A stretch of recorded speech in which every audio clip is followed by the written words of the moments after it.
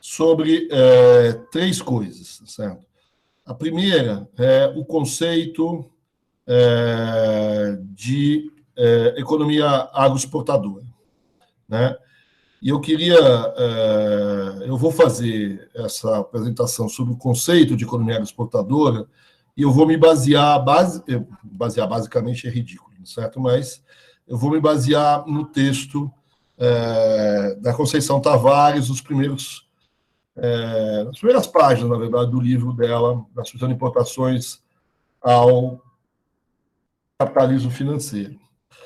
Você pegar as primeiras páginas do primeiro capítulo, né? Lembrar que esse livro, isso é uma coisa importante para as pessoas que não sabem, esse livro da Conceição Tavares, ele foi escrito em vários momentos, é um conjunto de artigos, na verdade, escrito em momentos diferentes. E esse primeiro texto, ele é escrito, vamos dizer assim, no início, quase, da crise dos anos 60. Ele vai ter, por exemplo, capítulos mais para frente, aquele que ele escreve, por exemplo, com o Serra, é um texto que ela escreve já depois do milagre. Né? Então, são textos escritos em momentos diferentes, com percepções diferentes. Mas vou usar esse primeiro capítulo, eu vou usar ele hoje, um pouco para essa definição de economia agroexportadora, e vou voltar a usar esse mesmo capítulo quando eu for definir o processo de substituição de importações. Né? E a segunda coisa que eu queria conversar com vocês hoje é sobre a questão... a gente sempre tem que começar esse curso, então a gente vai começar o curso na fase da chamada economia agroexportadora e mais precisamente no momento onde termina o trabalho assalariado e se inicia termina o trabalho escravo, desculpe, e se inicia o trabalho assalariado. Né? Em tese, vamos dizer assim, se pudesse botar um dia só, 1888.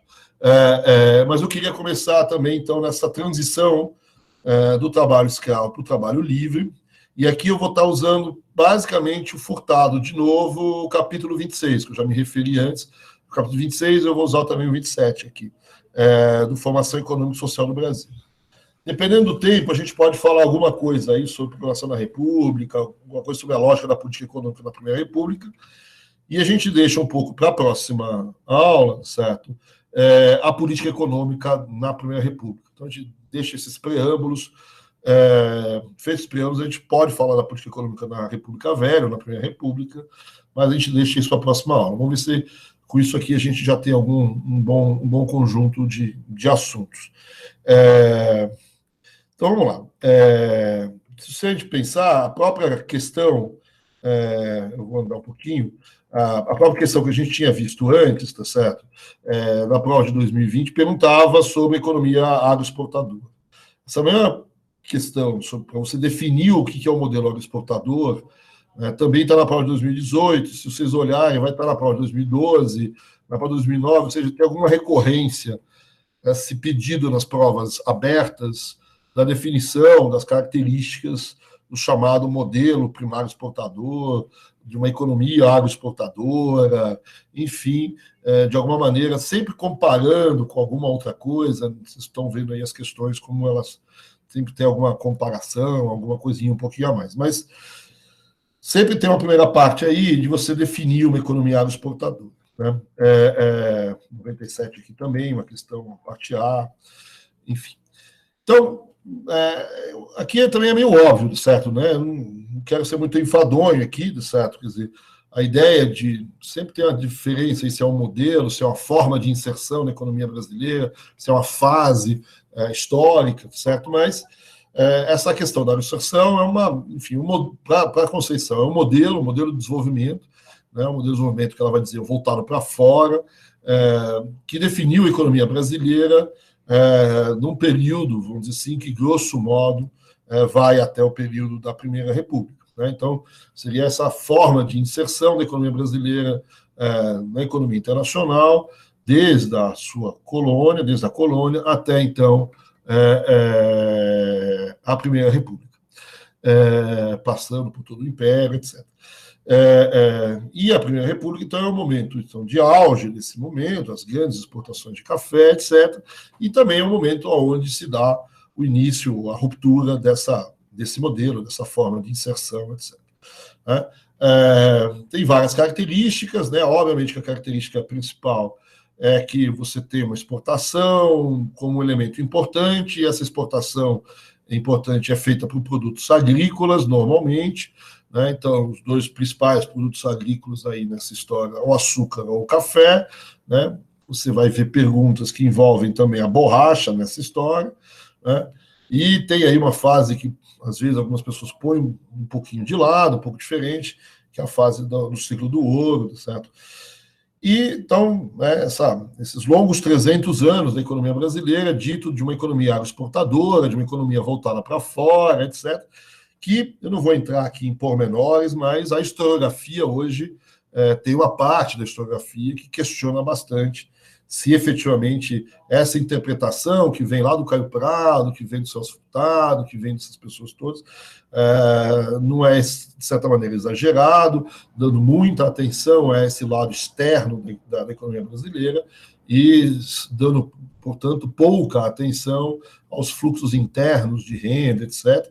Então, autores como Fragoso, Florentino, outros autores, principalmente do Rio de Janeiro, eles têm uma ideia de que talvez essa ideia, esse viés exterior, vamos dizer assim, da história brasileira seja um certo exagero.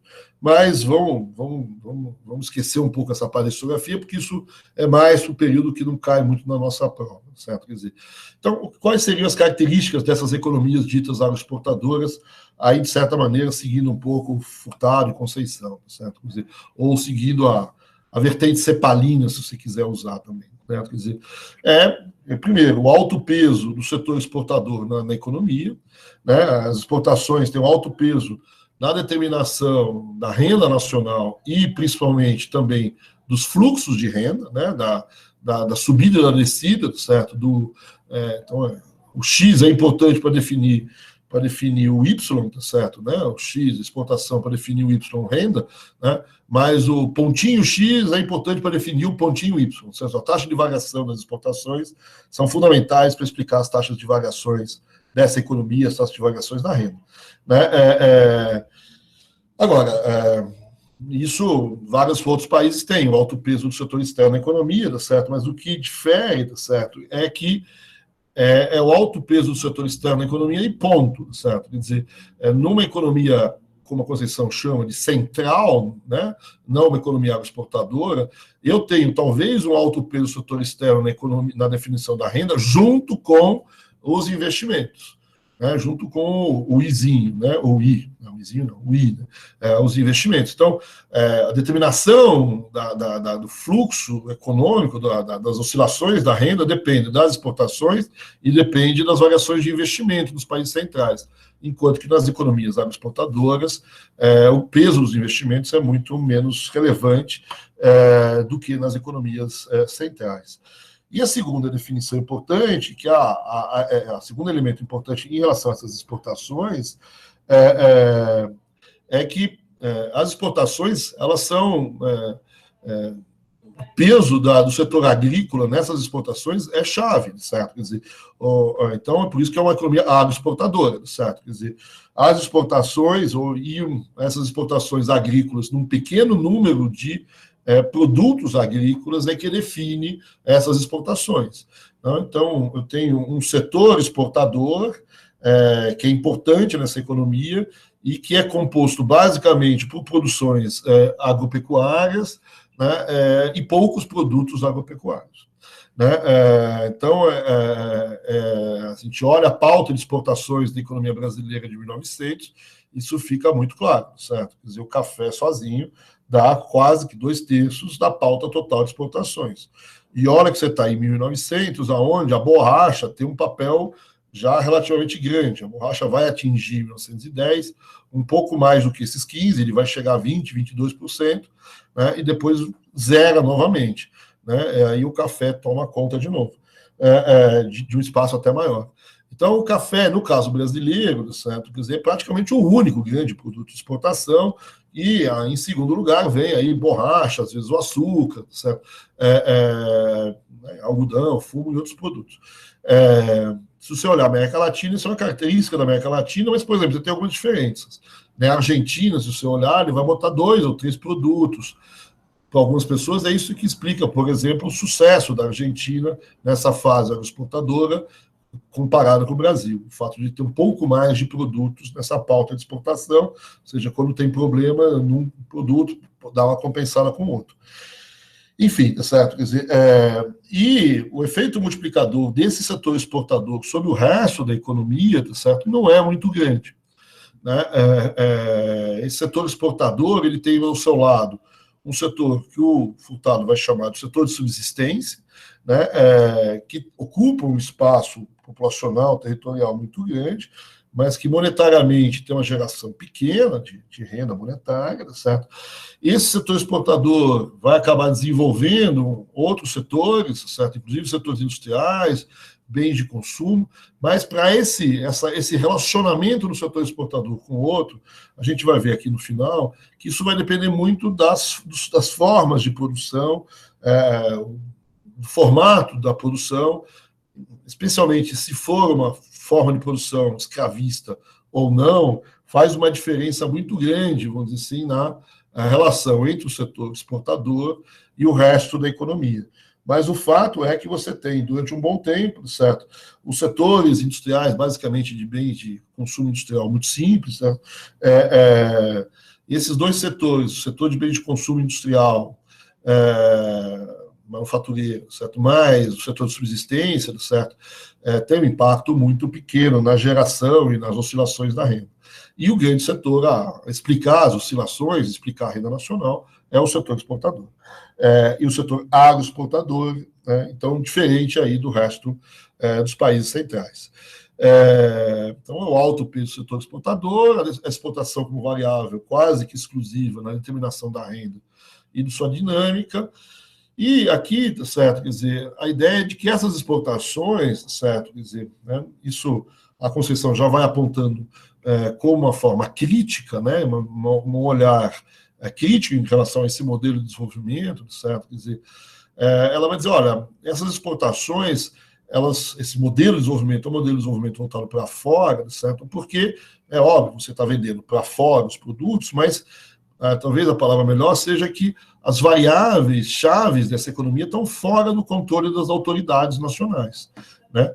O setor produtivo nacional, o setor exportador nacional, ele depende de uma série de variáveis cujo controle não é tão simples assim, certo? Quer dizer, a própria demanda internacional, você pode fazer propaganda, você pode fazer alguma coisa, mas não é tão fácil assim, certo? Quer dizer, de você controlar. Né? O teu grande concorrente, os teus grandes concorrentes também, você não tem tanto controle assim sobre eles, certo? Pode ser que o Brasil, durante um bom tempo, teve meio com alguma vantagem nesse sentido, certo? Quer dizer, então a oferta internacional de café era muito dependente do Brasil, né? Mas com o tempo, principalmente a partir dos anos 30, certo? Quer dizer, já dos anos 20, os concorrentes passam a ser importantes. Então, uma boa parte a principal variável dessa economia, vamos dizer assim, que é o preço do café, vamos dizer assim, ele depende, a sua formação, né, de uma série de elementos que você tem algum controle, mas não completamente o controle. Né? Então, no limite, você poderia dizer que esses elementos estão fora do seu controle, que daria uma outra conotação para essa ideia de um modelo de desenvolvimento voltado para fora, né? Não só no sentido mais clássico da palavra, que está para fora, né? Mas de que o controle sobre sobre o valor das exportações não é tão simples assim por parte das autoridades ou dos próprios produtores nacionais. Um outro elemento que chama atenção também é o debate sobre as empresas que fazem o comércio no café e até que ponto essas empresas elas não estão também dificultam esse controle por parte das autoridades. Então, quando a gente olha os preços do café, certo? A gente vê essas oscilações do preço do café. Aqui estão as oscilações do preço do café num período relativamente grande no tempo, aí são mais de 50 anos de preços, e está interrompido ali por volta de 1906, 1907, 1908. a partir do momento em que o Brasil entra no mercado com as estocagens, etc. E uma das críticas, então, que tem a esse modelo de exportação, modelo de desenvolvimento, é que você está sujeito a essas oscilações nos preços das commodities que você exporta. Né? Essas oscilações, elas podem ocorrer por razões de demanda que você não tem muito controle, o mercado internacional, os ciclos da economia mundial, etc. Outras coisas também você também tem pouco controle, são algumas questões de oferta, né? Geadas, pragas, etc. Agora, é bem verdade que uma parte da oferta você controla, certo? Essa é uma crítica importante ao sistema, isso vai aparecer quando a gente for falar da crise de 30, da crise de 20, dos anos 20, né, que o Brasil sozinho produzia mais café sozinho. Então, tem um excesso de produção, uma superprodução de café que ele poderia ter controlado. Né? Então, uma boa parte das condições estão fora do controle, não quer dizer que todas, certo? Quer dizer, tanto é que o Brasil tenta controlar o preço do café a partir dos planos de valorização do café. Então, você tem algum controle sobre a tua oferta, mas a demanda você não tem, a oferta dos outros países você não tem, os canais de comercialização muitas vezes você tem dificuldade, você tem questões naturais que afetam a tua oferta, etc. Né? Tem só já que a gente colocou esse gráfico aqui das oscilações, vocês reparam que você tem 3 picos aí, como se fosse 3, um mais simplesinho, que é o primeiro, né, e depois 3 subidas e descidas de preço do café. Né? O nosso amigo Delfim, Delfim Neto, ele tenta modelar esse tipo de oscilação e se pergunta por quê, certo? O que ele vai responder, né, é que como você tem uma defasagem entre o plantio e a colheita de café, essa defasagem explica essas oscilações. É como se você tivesse, vamos dizer assim, um modelinho de formação de preço, só que com a oferta reagindo ao preço em T menos 4. Então, você tem a demanda em T, né, um A menos um beta, preço em T, e a oferta é um C mais um alfa, tá certo? De PT menos 4. Né? Então, é como se a oferta de café hoje reage aos preços de 4 anos atrás. Por quê? Porque você plantou há 4 anos atrás. Então, há 4 anos atrás, você decidiu plantar o café. E depois que você plantou, leva 4 anos para essa oferta aparecer. Então, se fizer um modelinho com essa diferença, vai te dar uma subida e descida de preços de café com 4 anos de subida, 4 anos de queda, 4 anos de subida, 4 anos de queda, te dá uma explicação, vamos dizer assim, para isso.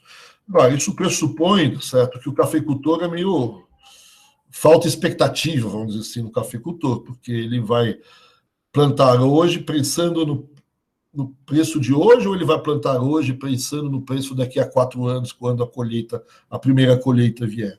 Né? Então, a crítica ao modelinho do Delfim, que explica essas oscilações não por razões internacionais, também por razões internacionais, mas tenta dar uma explicação interna, e de alguma maneira pressupõe uma certa, vamos dizer assim, idiotice, uma certa falta de expectativa por parte dos produtores brasileiros. O que o Delfim diz, certo, para a gente é que, bom, se o cafeicultor tem expectativas ou não, ele não sabe. Mas que o modelinho ajusta nos dados, ajusta bonitinho, certo? Afinal de contas, está tudo meio certo. Mas, de qualquer maneira, o que é importante aqui para o Delfim olha, é verdade que essas exportações estão sempre fora das nossas... uma boa parte das questões estão fora da nossa alçada. Mas toma cuidado. Tem uma parte que é importante no Brasil, que é a decisão de plantar café, certo? Quer dizer, então, essa decisão de plantar ou não café tira um pedacinho dessa ideia de que tudo é definido por fora, certo? De que a gente não tem poder nenhum sobre nada, certo? Se a gente não tivesse poder nenhum sobre nada, a gente não faria os planos de valorização do café, que, vamos dizer assim, pelo menos no curto prazo, tem alguma razão de ser, no longo prazo talvez sejam complicados, mas, enfim. Mas, de qualquer maneira, essa é um pouco a primeira crítica ao sistema, certo? De que ele tem um problema, os preços oscilam muito, a gente está muito enfrentando um preço que sobe e desce. Você vê o PIB per capita brasileiro nesse período, é uma taquicardia completa, tá certo? Quer dizer, é ano subindo, ano descendo, é mais 5, menos 5, mais 5, menos 5, um pouco em função dessas oscilações. É óbvio que tem que ver a elasticidade do preço, para ver o valor das exportações, toda uma série de elementos, mas, de fato, as oscilações da economia brasileira, de certa maneira, quando os preços do café caem lá fora, isso é um problema na economia brasileira, etc. A segunda questão que esses autores cepalinos apontam em relação a essa economia agroexportadora, e essa talvez seja uma das críticas principais a esse tipo de economia, que faz com que esses autores, no fundo, defendam a troca de modelo, o processo de industrialização, né, é uma visão mais de longo prazo desta economia agroexportadora, e a hipótese que eles vão chamar a atenção de que essa economia agroexportadora está sujeita, no longo prazo, à chamada tendência declinante dos termos de troca, ou a tendência de deterioração dos termos de troca, né? Esse é um termo extremamente controverso na literatura há muito tempo, certo? Não só na literatura teórica sobre a economia agroexportadora, como na literatura empírica, a existência ou não dessa tendência em termos de troca do ponto de vista dos números, etc., dos dados, e, teoricamente, também você tem alguma discussão sobre os modelos. Então, o que são os termos de troca, primeiro?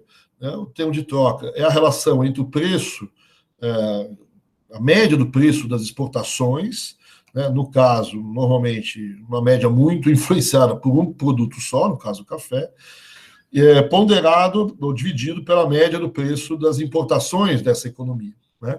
Então, você faz uma média dos preços dos produtos importados, né, ponderado pelas quantidades importadas, né, e do outro lado, a média do preço das exportações também ponderado pela quantidade. E você vê como esses termos de troca, a relação de um com o outro, se comporta ao longo do tempo, né? E a hipótese da Tavares, de certa maneira do Furtado, mas é uma hipótese que vem principalmente de um autor chamado Prebisch e de um outro cara chamado Singer, né, a chamada tese Prebisch-Singer, né, de que há uma deterioração do sistema de troca, ou seja, ao longo do tempo, o preço das exportações tende a cair em relação ao preço das importações, o que seria ruim para a economia, certo? Porque à medida que a economia vai crescendo, né, você vai exportando produtos que têm um preço cada vez mais baixo, certo? E tendo que importar produtos com preços cada vez relativamente mais altos, né? Então, ao longo prazo, isso tenderia, isso de certa maneira seria uma crítica, vamos dizer assim, à teoria das vantagens comparativas, e você tenderia a ter uma economia cada vez mais em condições inferiores à economia dos países centrais, né? Como eu disse, esse tema é muito controverso, certo? Existem várias razões pela qual essa deterioração dos termos de troca poderia ser explicada, né? Eu costumo chamar a atenção de duas, não são as únicas duas, mas duas principais, né? A primeira ideia de por que esses termos de troca tenderiam a cair se dá em função da elasticidade e renda da demanda. E que a elasticidade de renda da demanda, certo? Quanto aumenta a demanda por um determinado produto, na medida que a renda dos seus consumidores aumenta. Então, quando você diz que a elasticidade de renda da demanda dos produtos primários, ou dos produtos que esses países agroexportadores exportam, é menor do que o I1, certo? E essa é a tese, certo? De que a elasticidade de renda da demanda dos produtos primários é menor do que o I1, você está dizendo de que, à medida que a renda dos consumidores desses produtos cresce, né, a demanda por esses produtos cresce, mas numa proporção menor, ou menos do que proporcionalmente.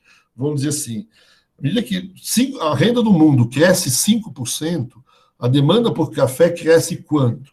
Deve crescer 2%, 3%. Cresce menos do que 5%.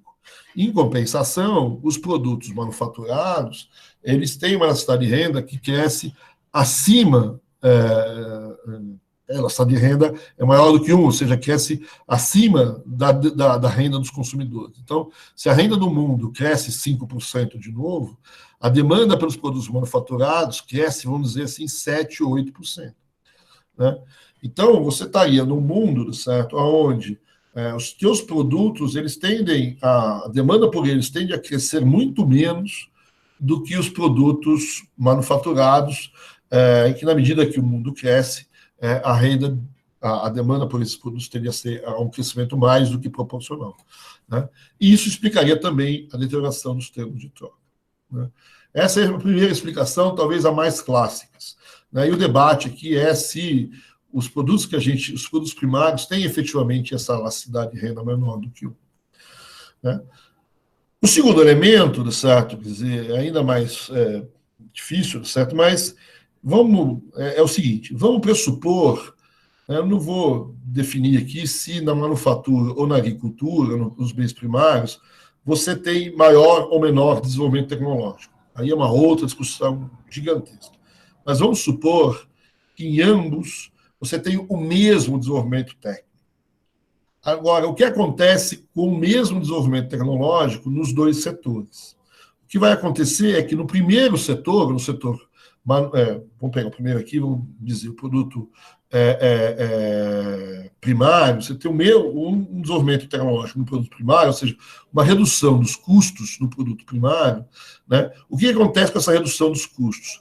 Como a negociação é feita em mercado concorrencial, essa redução dos custos ele vai significar uma queda do preço praticamente do mesmo tamanho da redução dos custos. Ou seja, o ganho de produtividade que você tem no produto primário, ele vai integralmente para preço. Enquanto que no produto manufaturado, pelo fato dele ser negociado no mercado mais oligopolístico, uma parte desse ganho de produtividade ele não vai para preço, ele é retido. Ele pode ser retido na forma de lucros, ele pode ser retido na forma de melhores salários para os trabalhadores daquele setor, ele pode ser dividido lucros e salários. O fato é que os preços não caem na mesma montante do ganho de produtividade. Né? Cai num montante muito menor. Né? Enquanto que nos produtos primários, eles caem quase que no mesmo montante do ganho de produtividade. Então, se eu tiver o mesmo ganho de produtividade nos dois setores, os preços dos produtos primários caem muito mais rápido do que os preços dos produtos manufaturados. Essa seria a segunda explicação para chamar a deterioração dos termos de troca. Né? Como eu disse, tem outro, isso também é objeto de controvérsia, a própria hipótese que eu usei aqui, se é o mesmo, ganho de produtividade nos dois, tem dificuldade, etc. Mas, vamos dizer assim, a ideia da deterioração dos termos de troca, a ideia que você está produzindo alguma coisa que ao longo do tempo, vamos dizer assim, não é tão boa, não vai te dar tanta renda, tanto retorno, quanto os outros produtos, tá certo? Principalmente os produtos que você importa, isso faz com que, no longo prazo, talvez você tenha que rever o fato de você estar numa economia do tipo agroexportador. Né? Então, por exemplo, essa discussão é uma discussão que volta hoje, certo? Nas economias latino-americanas, se vale a pena a gente voltar a ser exportador de commodity, se não vale, se ainda vale a elasticidade de renda da demanda. Por exemplo, se a elasticidade menor do que por exemplo, vale isso para produto minério, por exemplo, isso é verdade. A entrada da China muda alguma coisa nessa história, certo? Quer dizer, o fato de você hoje ter custo na mão de na terra, vamos dizer assim, uma coisa que não tinha no passado, isso muda alguma coisa nesse sistema, tá certo? Então é um objeto enorme de controvérsia entre os economistas, essa ideia, mas é uma ideia que teve muita força junto aos economistas cepalinos, como Furtado e Tavares, e marcou muita presença no Brasil. Mesmo com relação aos dados, certo? Que são os dados dos termos de troca brasileira, numa série aí longuíssima, certo? Quer dizer, só queria chamar a atenção de vocês, certo? Quer dizer, que essa é a série de termos de troca que vocês estão vendo agora, essa é a série que um autor como Prebisch via, né? Ele tinha esses dados na mão. Né? Então, você olha aqui, eu não sou um economista muito brilhante, certo? Um econometrista muito brilhante, mas minha econometria de olho, aquela que você aquela que você roda no Word, certo? Quer dizer, dá para você ver aí que tem uma tendência declinante, tem umas bolinhas aí, tem umas subidas e descidas, mas, né, tem muita discussão que tem uma queda aqui nos termos de troca, certo? Quer dizer, agora, quando você abre a história, certo? Quer dizer, a coisa fica mais confusa, certo? Quer dizer, no período anterior, né, você pode até, se você vê aquelas 3 bolinhas de novo ali, certo? Quer dizer, você pode até imaginar uma subida, certo? Quer dizer, no período mais recente, sei lá, 1000 coisas, certo? Quer dizer, então, a própria se você for analisar essa série de termos de troca, né, não é tão fácil assim você achar um declínio nos termos de troca, você tem aí pontos complicados, etc. Então tem um debate muito grande, né, mas só chamando a atenção de que quando a tese foi criada, certo? Quer dizer, a coisa parecia meio razoável, certo? Quer dizer, né, e é impressionante como, no caso do café, essa subida que acontece nos anos 50, em torno da Guerra da Coreia, ela chama muito atenção, certo? E ela arrebenta um pouco a ideia de criação dos termos de troca. E ela pôs muita discussão no jogo. Mas é uma ideia. Então, aqui eu tenho o segundo elemento, vamos dizer assim, crítico em relação a essa economia agroexportadora. Essa tendência de longo prazo ruim dessas economias agroexportadoras, por existir essa tendência de longo prazo dos termos de troca. O terceiro elemento que eu queria chamar a atenção diz respeito à chamada vulnerabilidade dessa economia. E aqui eu estou apresentando aqui a lâmina sobre as importações brasileiras. E se você olhar o grande elemento das importações brasileiras, o amarelão aí, é um tal de outros. Né? Então, eu tenho 42% da minha pizza aqui, certo? É outros, certo? Quer dizer, então, o maior mesmo que eu tenho são manufaturas de algodão com 12%. Certo? Né? O que quer dizer, certo? Que a gente importa uma miríade de produto, um monte de coisa, certo? Quer dizer, né? A gente não tem uma tão grande concentração nas exportações, porque, no fundo, nas importações, desculpa, porque, na verdade, a gente importa tudo aquilo que a gente consome. A pauta de importações nessas economias é basicamente a pauta de consumo dessas economias. Fora um outro produto que não dá para importar, por razões até de navegação, de transporte, certo? E alguma outra coisa que a gente acaba produzindo aqui mesmo, certo? Produtos mais agrícolas, mais perecíveis, e algumas outras coisas mais que dá para produzir aqui, certo? O resto, certo, das nossas importações, principalmente de manufaturas, certo? Mas também agrícolas, olha, trigo, arroz, etc., charque, etc. A gente tem um enorme contingente de importações. Então, de novo, essa pauta de importações, ela revela um pouco a nossa estrutura de consumo. Se você se lembra da pauta de exportações, aquela ali representa a nossa estrutura de produção. A gente produz, basicamente, café e mais aquelas outras coisas, e a gente importa isso tudo, e a gente consome isso tudo aqui, que está aqui nessa pauta de importações.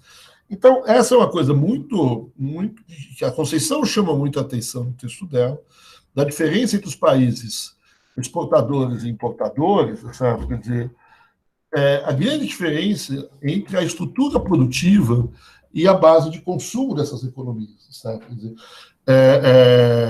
então, a setor exportador, a exportação é a variável-chave na determinação da renda, a pauta de exportações é muito estreita e revela, grosso modo, o grosso da base produtiva do país, enquanto as importações é a grande fonte para suprir o consumo interno do país. Certo?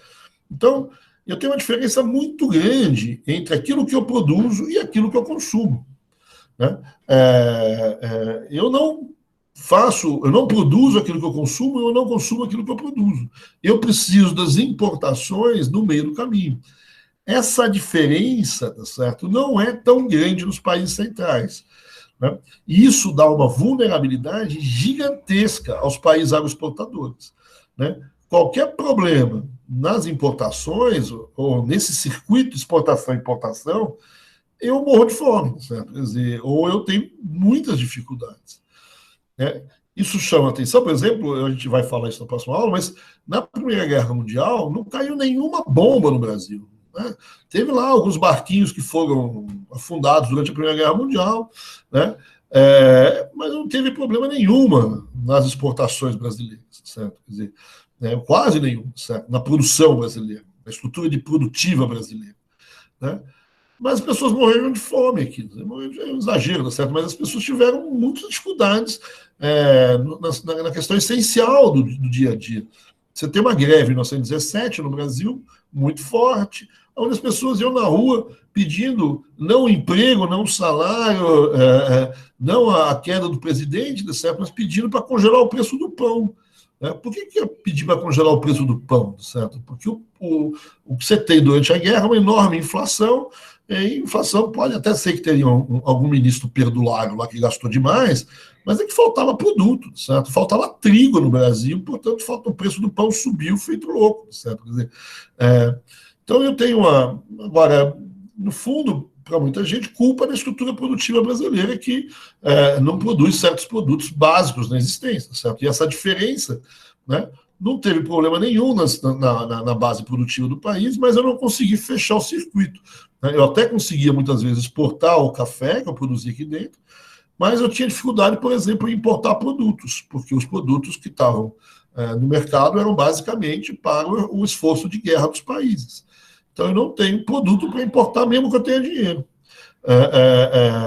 Isso chama muita atenção, isso é uma vulnerabilidade muito grande dessas economias e que faz o Brasil repensar. Tanto é que na década de 20, no Brasil, muita gente começa a propor, vamos dizer assim, não o fim da economia agrícola no Brasil, ou da agricultura, mas a diversificação agrícola no Brasil, o exagero que a gente tem na concentração exportadora do café, etc. Né?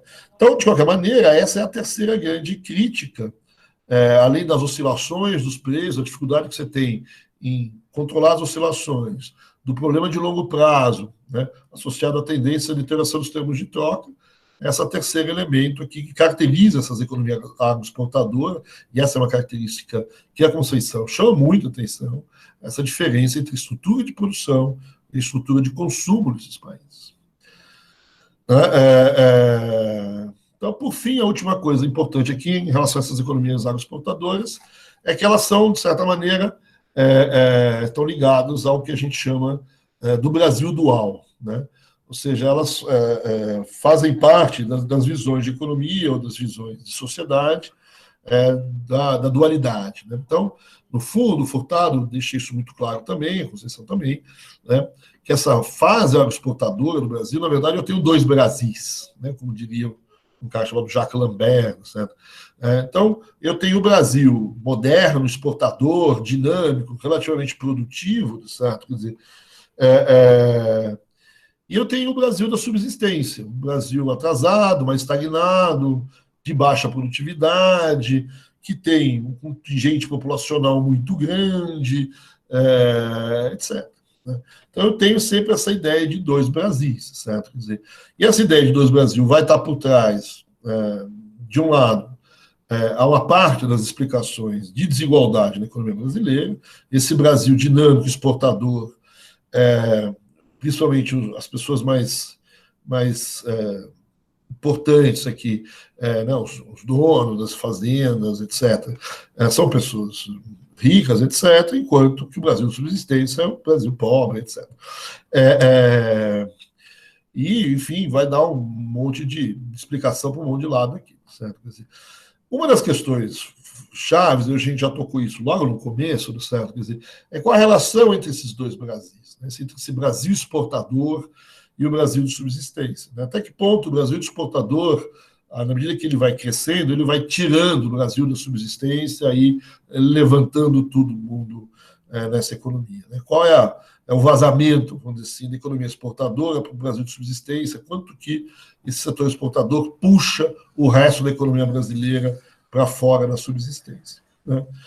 Normalmente, para a maior parte dos autores, né, isso está associado às formas de produzir, entre outras coisas, sabe, mas principalmente às relações de produção, né?